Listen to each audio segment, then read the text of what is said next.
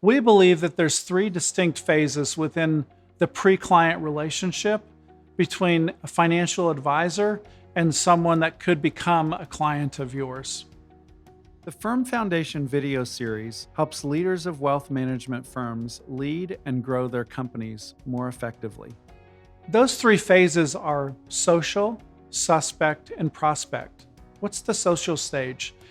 The social phase is a meeting at a Chamber of Commerce meeting or a networking meeting of some sort where you don't know if that person has any interest in you, but you begin a dialogue to see if there's something there to explore further. If you've uncovered something in the social stage which leads you to believe that they might have some interest in your firm or your services, but you don't definitively know enough about them to know if they'd be a good fit or if they'd be open to you, this is the suspect phase and how it's defined.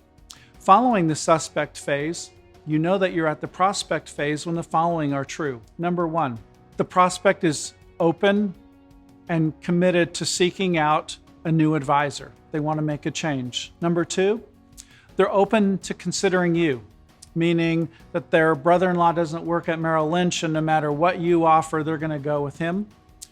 Three, there's a potential mutual fit that you've both explored and that you're both comfortable with, and there's no big barriers to going forward.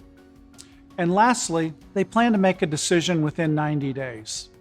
What's the value of thinking about this in these phases is number one, you can relate to them in the context and the sequencing of where they're actually at, not just where you're hoping that they're at. Number two, you can earn their trust professionally as you navigate and help them through these different stages because you're getting to know them and they're getting to know you, and it's a very natural process.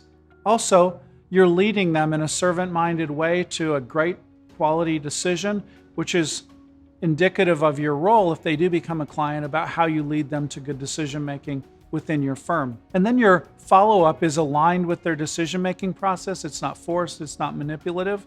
So you're giving them the opportunity to work through a healthy process and arrive at a good place. I hope that this information helps you think about the different phases that you have with the folks that are considering at any of these stages getting to know more about your firm so that you can serve them well in that process. Firm Foundations is brought to you in part by our friends at SmartRIA, where they help financial advisors simplify their compliance.